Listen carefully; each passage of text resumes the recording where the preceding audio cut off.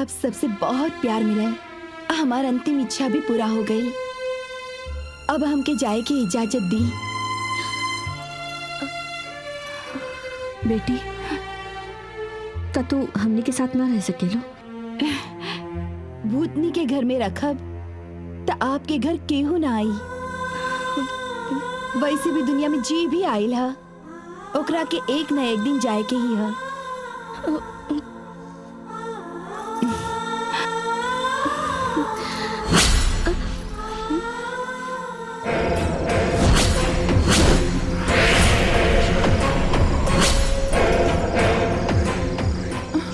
बाबा,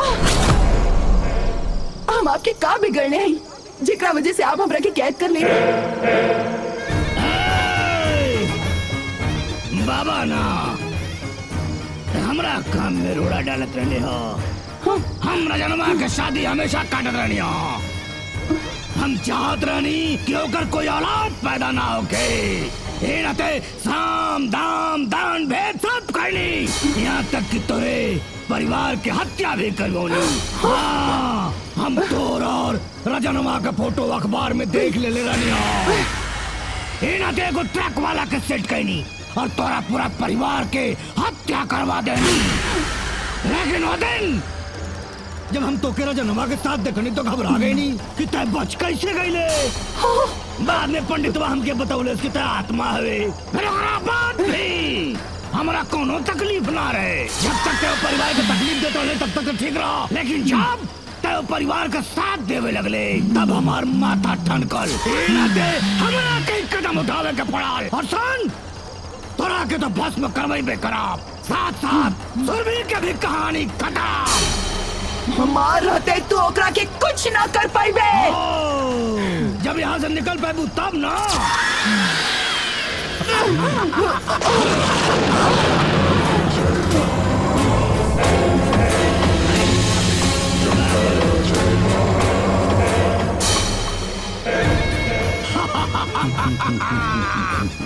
बाबा बहुत बहुत धन्यवाद।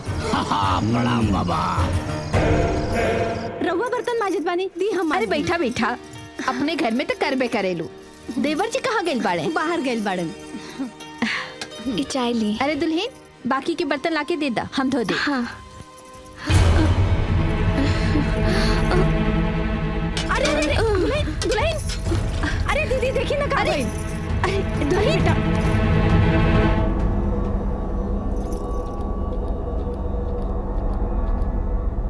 डॉक्टर साहब सब ठीक तो बा ना? ठीक है नहीं है माँ जी, बहुते ठीक बा। मतलब आपके बहू माँ बने वाली बाड़ी। अच्छे से देखभाल करिए। हाँ। अच्छा आराम से। अच्छा हम चलते हैं। जी धन्यवाद। बधाई हो दीदी, रवा दादी बने वाली बानी। बाबूजी मजा ठेला था ना? चला तो आवत ना मजा आवत तो तोरे हाथवा में सारे लकवा मर ले होता नहीं मजबूती से सारे नोचला सारे आराम से। जी रवा दादा बने वाला बानी। बाबूजी हमरा ऐसे काहे देख रहल बानी? अरे रुकी, रवा एकरा के काहे मारत बानी? मौका लगे ले रे। अरे ना, राजन के मेहरारू के लइका होखे वाला बा। राजन के मेहरारू के लइका होके वाला बा। हमार तक मुकाला नहीं के कहले। अरे मानवर के लाल कर देलन। रवा भी ना। अरे कहाँ जात बाड़े? अरे जाता नहीं।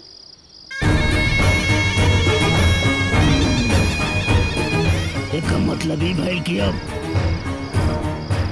माई और लइका दोनों के मारे के पड़ी। अरे आवा भाई, ट्रेन छूट जाई। अरे बोला भाई यार। हाँ हाँ बुला बतानी। अरे माई जल्दी आवा। ए दुल्हन, अगर तू ऐसन हालत में ना हो तो ना तो हम तोहरा के भी अपने साथे ले चलती। कम से कम यही बहाने हमरे नैहर घूम ले तू। अच्छा चला तानी। अच्छा सुनो, अपन ध्यान रखिया, रात के सोते से पहले केवाड़ी बंद कर लिया। ठीक ठीक बा, चलता।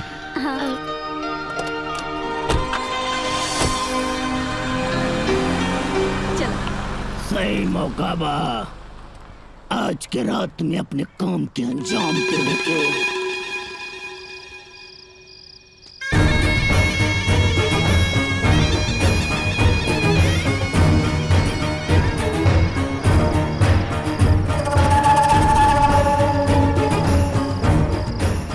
अंदर जाओ।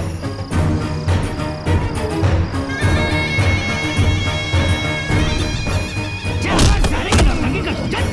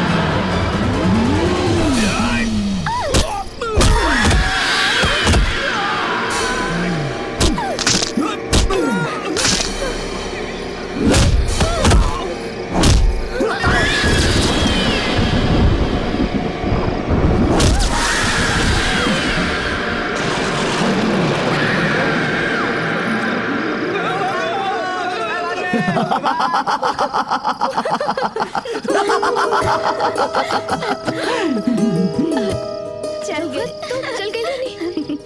शायद भगवान की यह मर्जी है कि हम कुछ और दिन अपन बहन के साथ रही।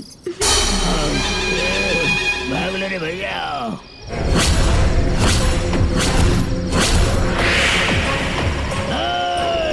मने एकदम पोंगा पंडित है हवा का। हाँ, धूर्त हवा धोखेबाज आदमी हवा तू। का मतलब? का मतलब का?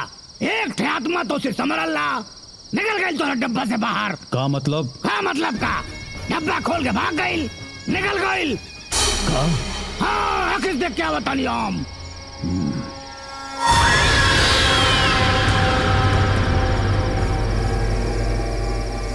वो आजाद हो गई। लो, आजाद हो गई। अरे दोबारा कैद कराओगे महाराज? दोबारा कैद के लिए आसान नहीं खे। अब वो सचेत हो गई हुई। दोबारा ओकरा कैद करे खातिर हमरा कोनो उपाय करे के पड़ी। हमरा विशेष तैयारी करे के पड़ी। अरे चाहे विशेष तैयारी करा, चाहे जो मन तौन करा। हाँ, लेकिन लोग कैद करा भाई जल्दी से।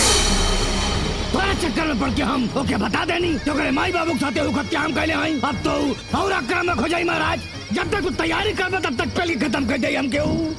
आई कैद करा भाइयों के। ओम ह्रीं क्लीं चामुंडाय विच्चे। हीला एकरा के हमेशा अपने पास रखिया। अच्छा, हाँ ई रुद्राक्ष के हम अपन विद्या से सिद्ध कैले बानी। कुछ ना होखी। हाँ, ई रुद्राक्ष ओकरा के तोहार बीतल बात याद ना दिलाई।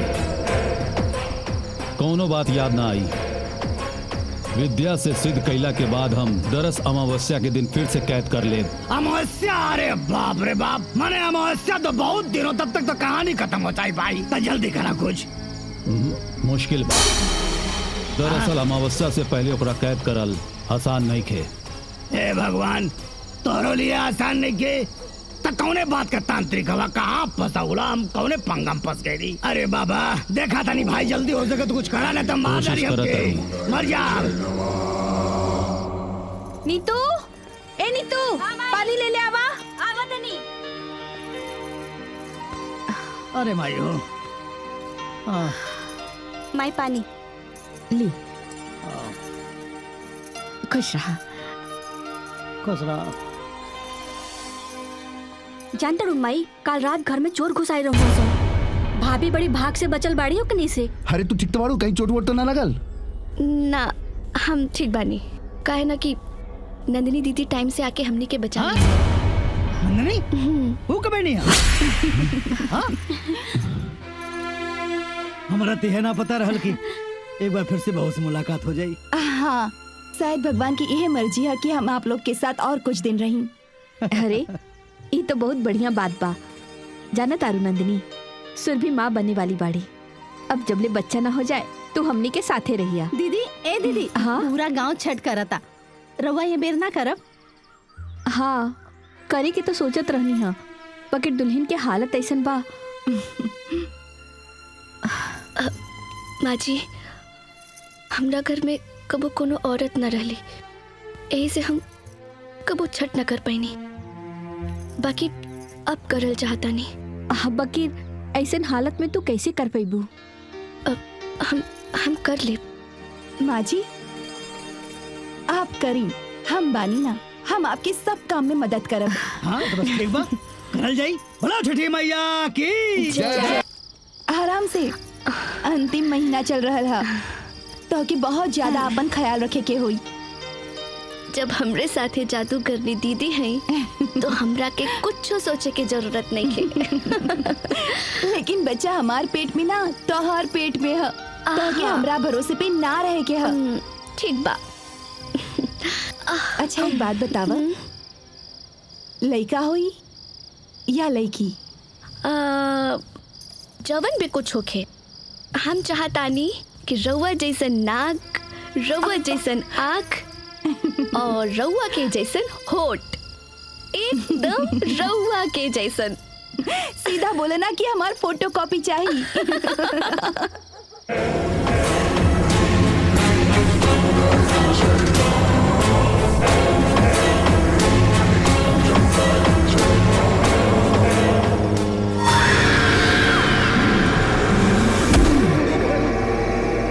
हमके लागत रहे कि तुम्हारा अकल ठिकाने पे आ गई था, यही से तू शांत हो गई ने। तोरा ठिकाना लगाए बिना हमारा कल ठिकाना ना लगी। हम तोहरा के चेतावनी देता नहीं कि हमार ख्याल दिमाग से निकाल दो। ना निकल सकेला। तोरा वश में करे खातिर हम विशेष विद्या सिद्ध कैले बानी। हम तोहरा के आपन वश में करके रहब। तो करके देख तू।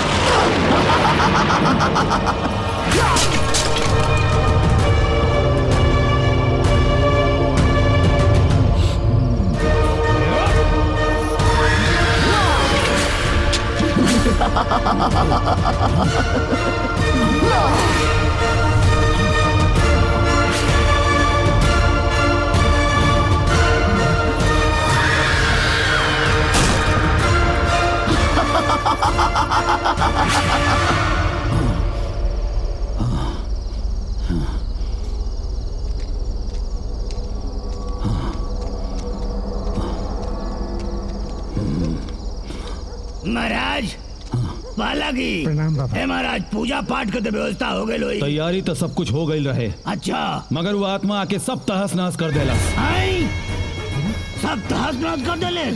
अब का होई?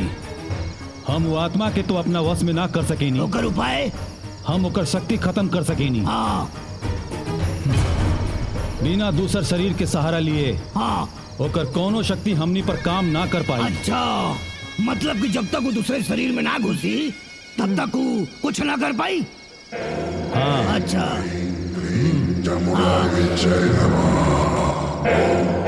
महाराज शक्ति दो और आशीर्वाद दो, फुलन फाइनल कर दो। हमारा आशीर्वाद बा। ऊपर आप सब कर लो महाराज, आशीर्वाद दो महाराज। अब क्या हुई समझ में नहीं किया महाराज। खेतवा में पानी वानी चलवा दे। माई भाभी के पेट में बहुत तेज दर्द हो रहा है। अच्छा एक काम करी, रघुआ जाई गांव में गाड़ी के बंदोबस्त करी, अस्पताल लेके जाए। ठीक ठीक। अरे सुनी अपन फोन में दे। एक काम कर, राजन के फोन कर, बुला ओकरा के।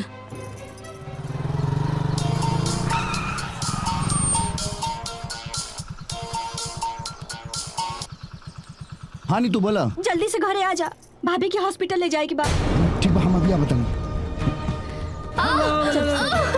माँ जी अरे जल्दी करा भाई।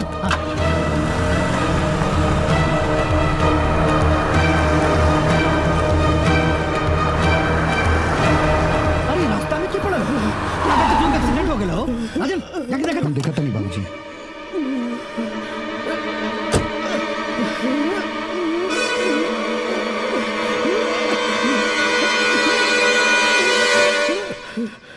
ए भाई का हो गई? ए भाई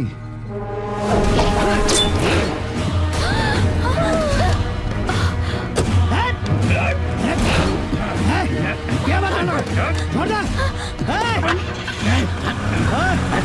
देखना कट वालों ये कहानी क्या आगे लगे लोग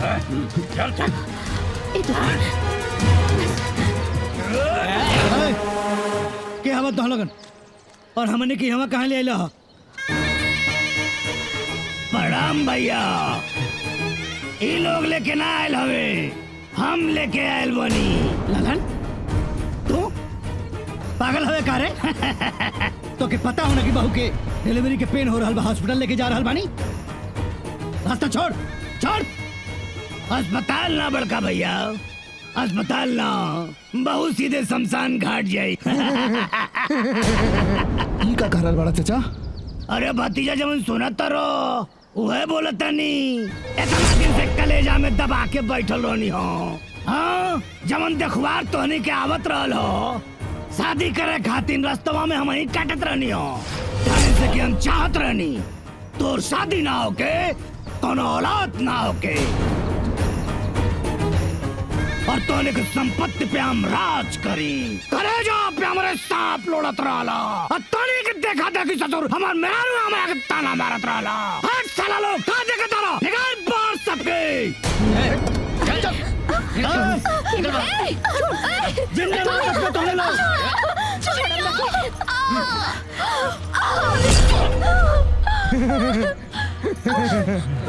माजी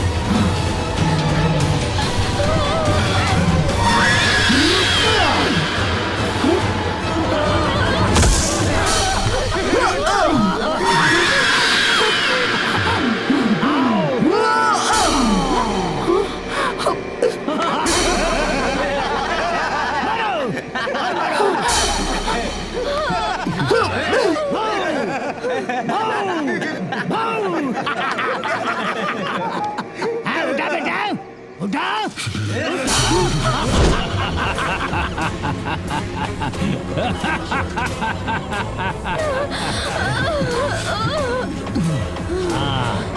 आज तोरा से कुछ ना होई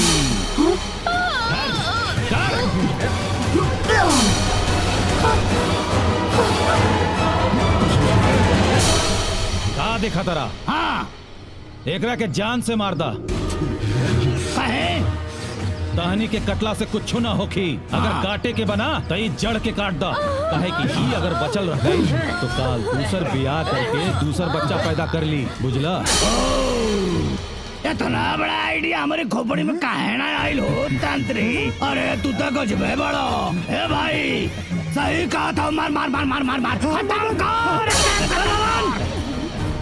ललन छोड़ दे मेरा बेटा के छोड़ दे अच्छा तो के जमन चाहे तो ले ले बता ना का चाहिए तो के हाँ काहे भैया बड़ा मजा लेत रहलो हाय सुख शांति से जियत रहलो जब कुछ चाहत रहा तब तो देबा ना कैलो अब कहता हे ले लो हाउ ले लो हमके कुछ ना चाहिए हमके जान चाहिए तोरे पूरे परिवार के अरे हमके का पता रहे कि तोके खेत बटैया में चाहत रहे अरे जितना करते उतना तो के दे देती हूँ राजू चुप रहा बैठा रहा चुपचाप फालतू में चुप रहा मार सारे माजी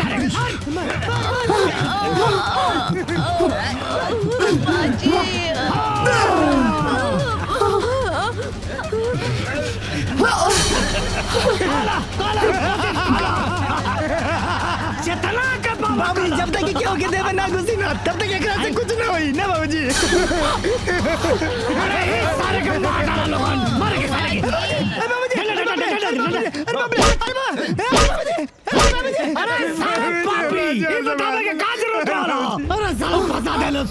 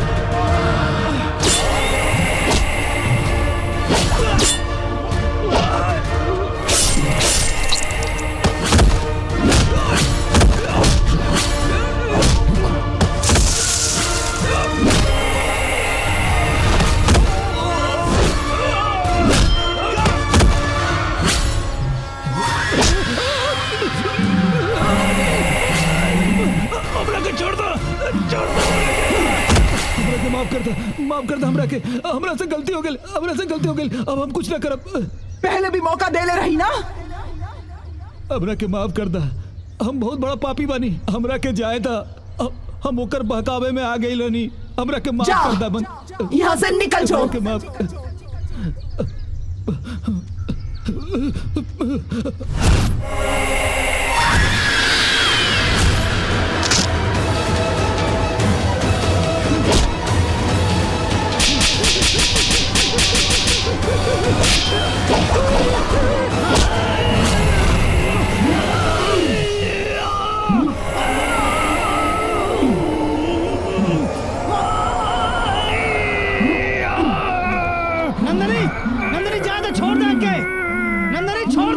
कैसे छोड़ दी बाबूजी आगे बतावा। हमार और हमार परिवार के एक्सीडेंट करने वाला ये नीच इंसान बा। बेटा जवन पाप कैले में भगवान खुदा एक सजा दी है जाए दाई ऐसे छोड़ी पापी आदमी है छोड़ दो के। हमसे गलती हो गई अब हम जीवन भर प्रायश्चित करो भैया के सेवा करो हम कुल अपन जमीन जायदाद कुछ ना चाहिए हमके हम नौकर बन के रह हम कोनो गलत काम ना करो। मर जा हमके छोड़ दो और हमके मर जा साथ बोलो तो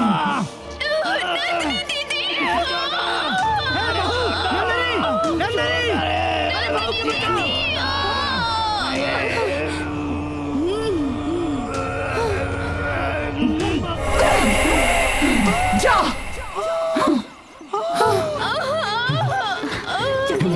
चलो गाड़ी में बैठो जल्दी अरे जल्दी कर बाबूजी जल्दी बैठिए जल्दी कर सब ठीक हो जाए।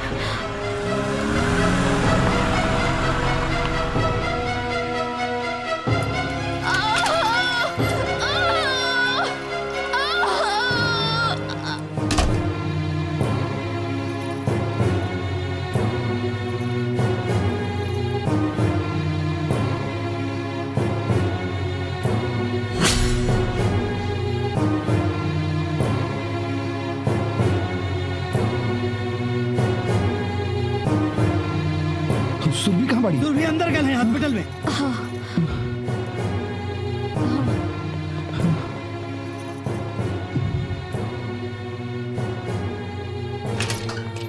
का भेल डॉक्टर साहब?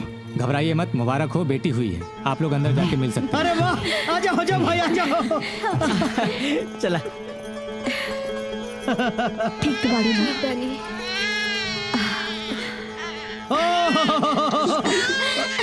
लो गुड़िया रानी।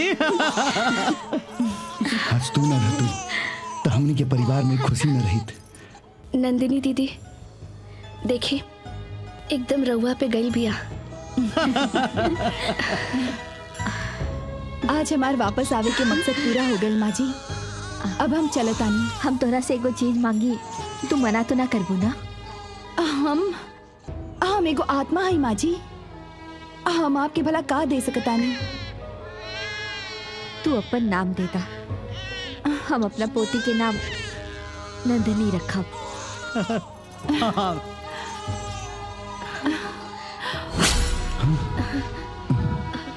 पूरा परिवार के भला करके गए। नंदनी नंदनी